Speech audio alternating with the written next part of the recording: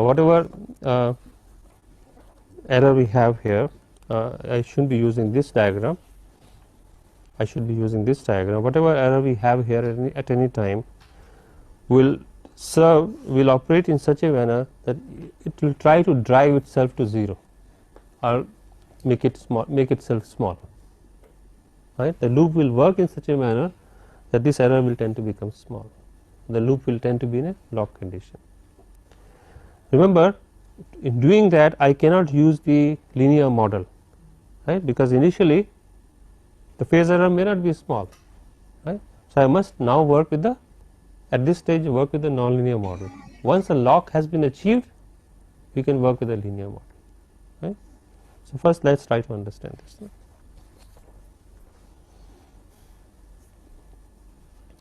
To carry out this discussion, I will again, to simplify the discussion somewhat, I will assume that the loop filter is absent, right. Remember, there is already a filter which is inbuilt into the phase detector.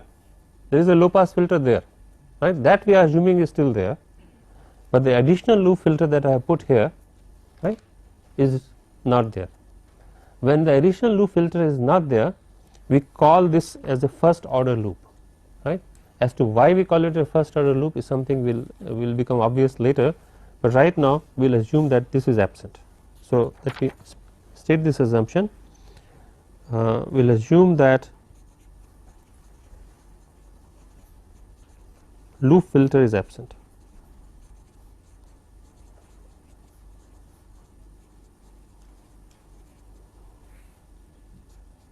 First order loop,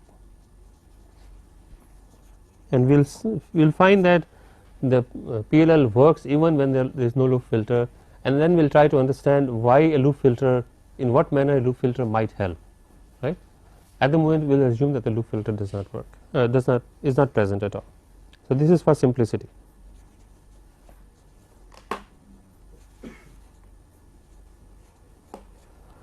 Okay.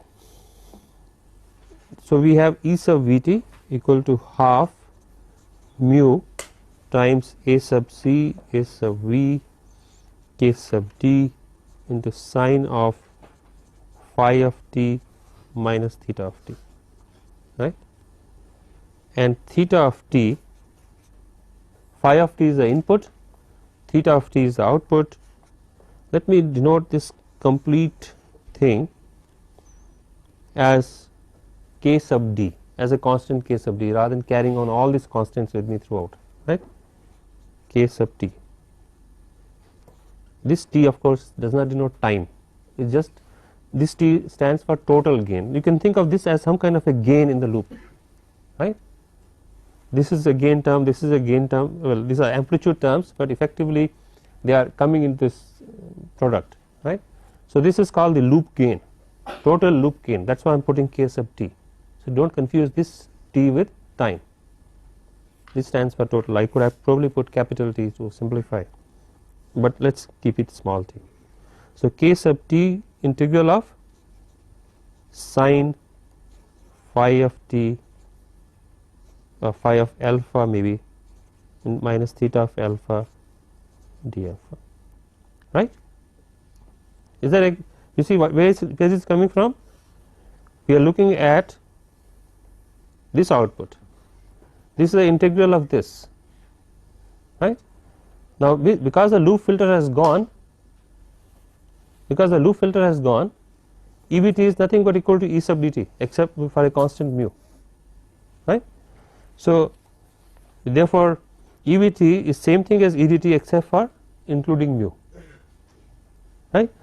I am able to do this because I am ignoring the loop filter, because I am assuming that the loop filter is absent, right. So, these two things become the same except for the constant mu. Is that okay? So, that is why E sub V t is this, which is this, and the integral of this is your theta t. Is that okay?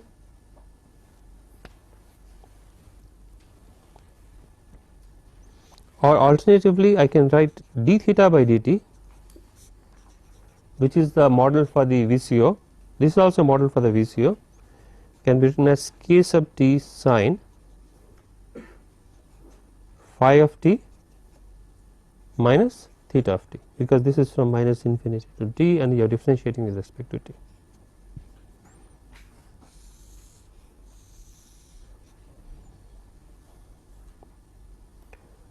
Now, this is actually the governing equation which dictates the dynamics of the loop. You understand? At any time instant, phi of t is the input phase, theta of t is the output phase. The output phase at any time instant as a function of the input phase is governed by this nonlinear differential equation. You appreciate this?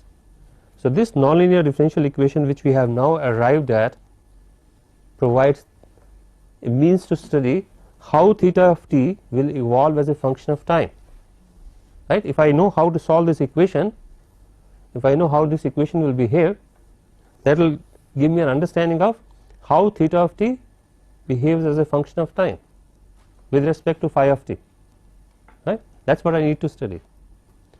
Unfortunately, because it is a nonlinear equation, it is also very difficult to study, right. So, we need to evolve special methods of trying to gain an understanding of how this works, right. To do that, is there any question so far before I proceed further? To do the discussion further, we will do the discussion when phi of t is of a special is a special kind of function rather than for a general kind of function, right. To look at a general solution of this is a very cumbersome, very difficult exercise. To simplify the discussion further, let us assume that phi of t has a very special simple nature. What does it mean? Phi of t represents what? It represents the phase modulation at the input, right. I am going to make that modulation very simple, right. That is all I am saying, to study the effect and to study how the phase lock loop actually achieves lock, right. So, to do that, what I am going to say is, let the input FM signal, let the input to the FM modulator at the transmitter be a very simple kind of signal, and the simple kind of signal I am considering here is a unit step signal, unit step function, not a general m of t, but m of t is equal to ut, right. That is a simplification that I am bringing about. So, let the input to your FM modulator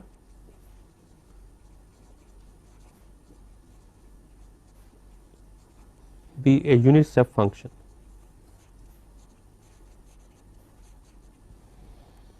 What does it mean? That your d phi by dt is, well, I shouldn't call it a unit, it's proportional to a unit step function, is equal to delta omega times ut. That is, the instantaneous frequency, let us say that was constant, let us say the input signal was having, the carrier was the FM modulator was producing a constant frequency carrier signal initially, and suddenly you provide a step change in the frequency, that is equivalent to mt being a step function. Is that okay?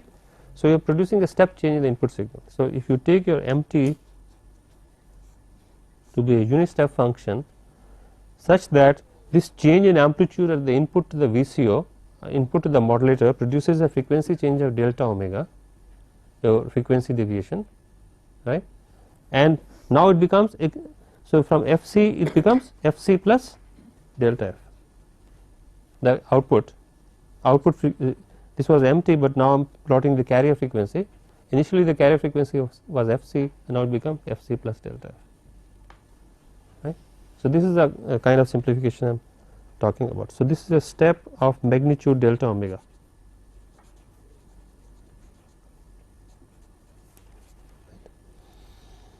And let me denote the phase error phi of t minus theta t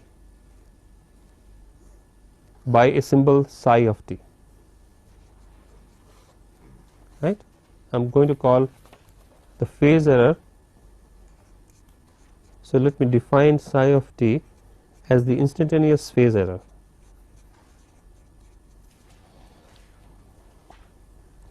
Then I can write d theta by dt is equal to d phi by dt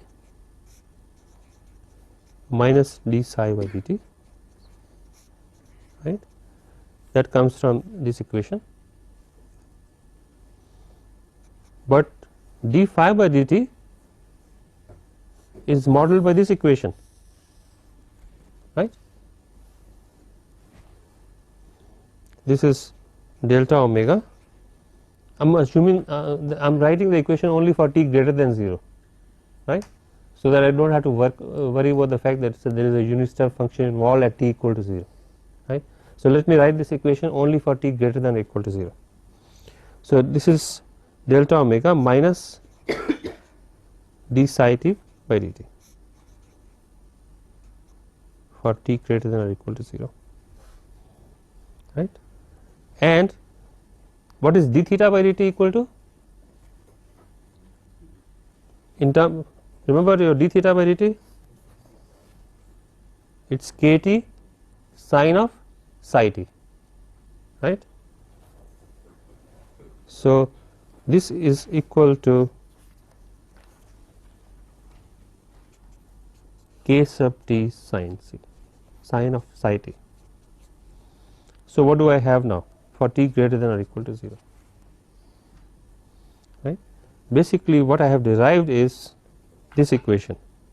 If you look at these two together, right, if you look at these two together, I have a differential equation for the phase error, right, which I can rewrite as d psi by dt plus k, I am taking this to the right hand side, plus k t sine of psi of t is equal to delta omega for t greater than 0.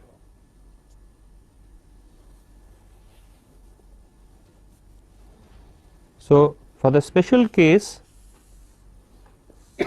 when the FM signal is essentially a step change in the frequency at the input to the PLL,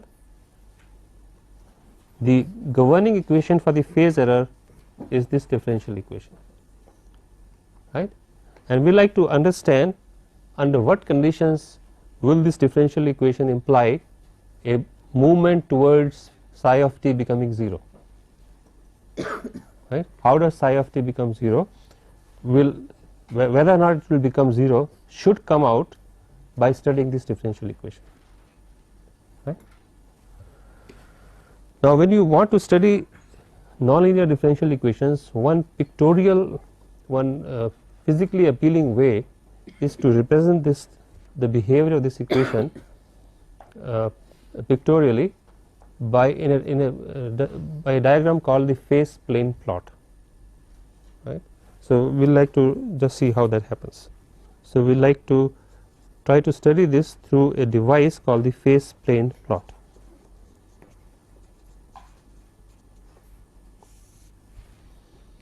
The phase plane plot essentially is a plot of these quantities d psi t versus d psi by dt versus psi of t,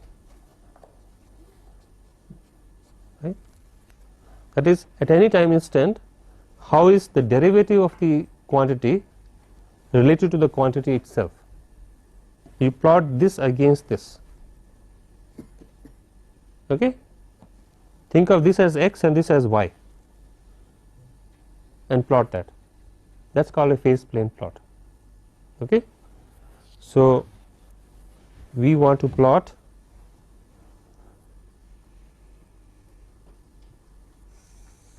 this. X axis is instantaneous phase error. Just we can remove the time dependence so that it does not confuse us. Just plot psi or d psi by dt versus psi. What is the nature of this? Think of this as y and this as x, right. So, y is equal to kt times ktx, y plus ktx is equal to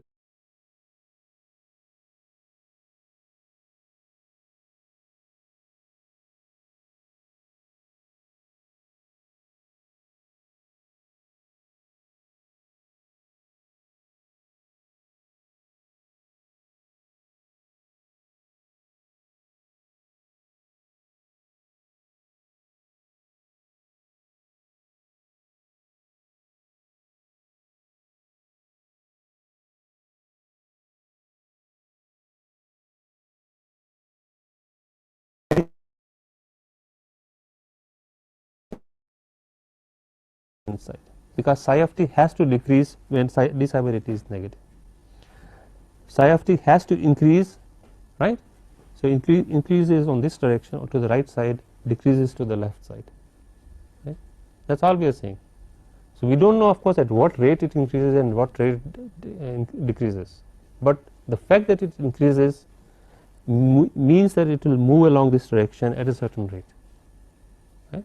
Precise rate from this diagram we can't figure that out, but eventually where it will go we will be able to figure out.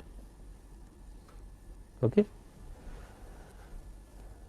If this discussion is okay, then we can proceed forward, because this is the way we understand the dynamics of a nonlinear system through the phase plane plot. I mean, what I am really telling you is how a phase plane plot should be interpreted to understand the dynamics, right.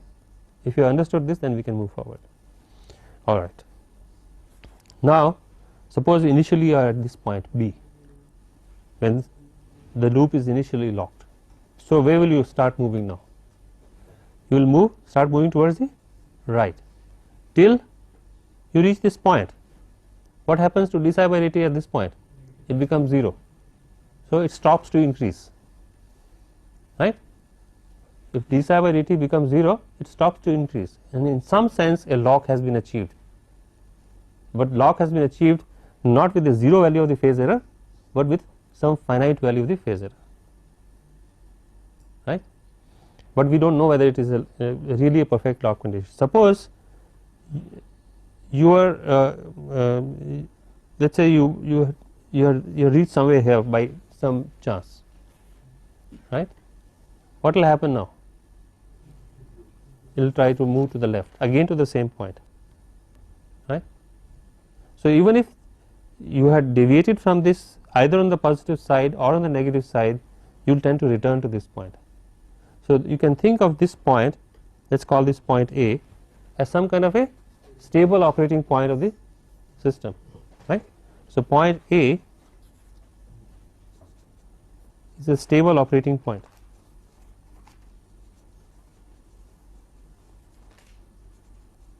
right.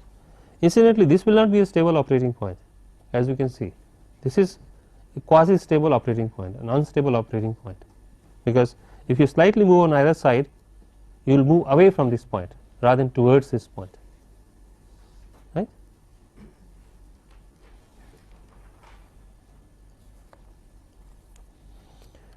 So, excuse me, in summary, in the upper half plane we will move along the trajectory on the right to the right side, in the lower half plane we will move along the trajectory to the left side, and that leads us to the conclusion that point A is a stable operating point of the phase lock loop, right.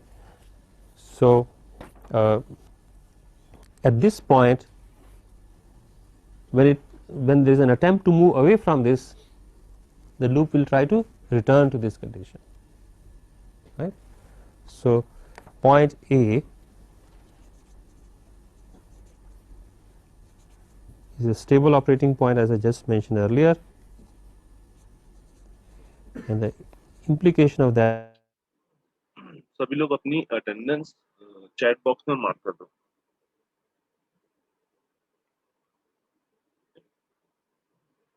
अभी video complete नहीं हुआ है, लेकिन साथ साथ में अपनी chat box में अटेंडेंस मार्क करते रहो. That is when it attempts to move away from point A, and the operation attempts to move away from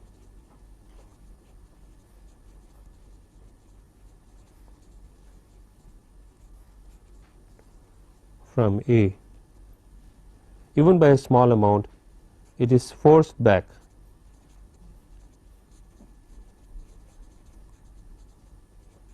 to point A.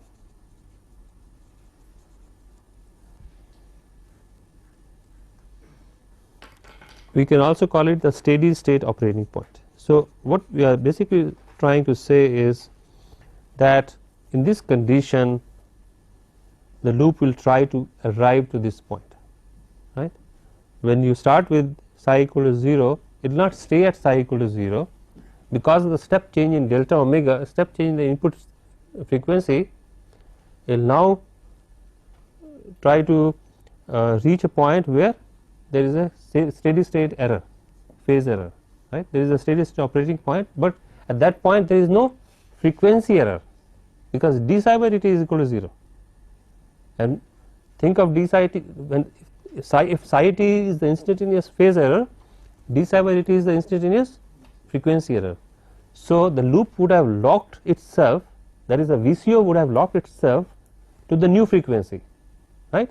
There is no frequency error at this stage, but that reduction of frequency error to 0 is associated with a finite phase error in the process, right. The phase error does not remain 0, right.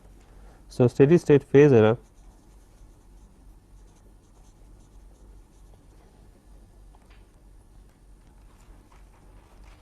let us call it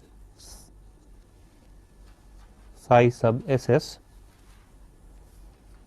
is some value, that value is governed by this point, this value, this is the value of psi SS. Right. We will write down an expression for this later, but we can also see that the steady state frequency error, how much is this equal to?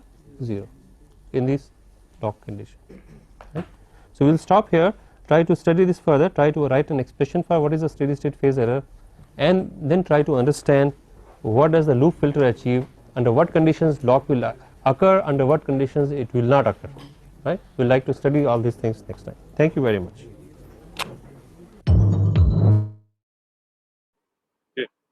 सभी लोगों की attendance mark हो गई है, ये ऐसा जिसकी सभी लोगों ने अटेंडेंस मार्क कर ली है अपनी।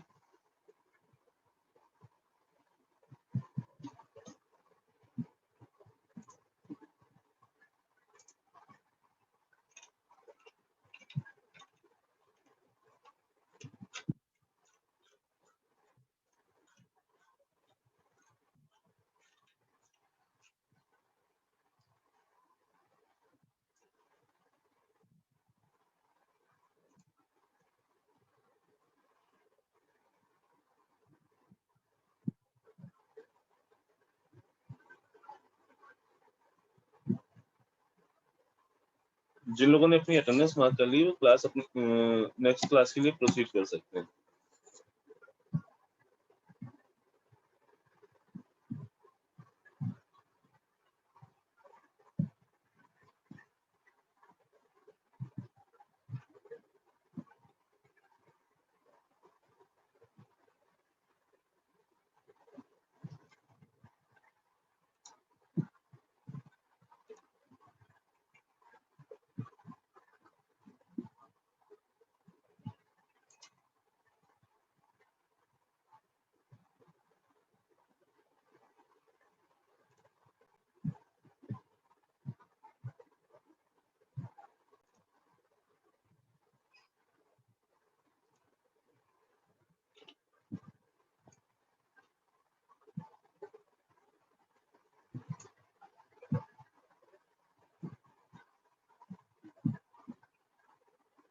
ठीक है, आई गेस सभी ने अटेंडेंस अपनी मार्क कर ली है, मीटिंग एंड करते हैं।